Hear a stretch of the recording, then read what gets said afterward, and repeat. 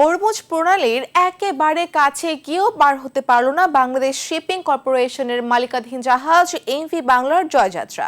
ইরানি নৌবাহিনীর অনুমতি না মেলায় জাহাজটি আবারও আগের অবস্থানে অর্থাৎ সংযুক্ত আরব আমিরাতের মিনা সাকারার বন্দরের জলসীমার বাইরে ফিরেছে।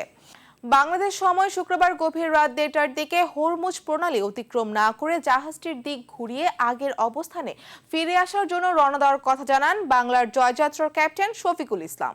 জাহাজের ক্যাপ্টেন শফিকুল ইসলাম খান শুক্রবার রাত 1:45টায় গণমাধ্যমকে বলেন, নিষেধাজ্ঞা প্রত্যাহারের ঘোষণা শুনে আমরা শুক্রবার রাতে হরমুজ পাড়ি দিতে রওনা হয়েছিলাম, তবে ইরানের বাহিনী জাহাজটি হরমুজ পার হওয়ার অনুমতি দেয়নি। জাহাজটি ফেরত নেওয়ার নির্দেশনা পাওয়ার পর আমরা আগের জায়গায় অর্থাৎ পারস্য উপসাগরে ফেরত যাচ্ছি।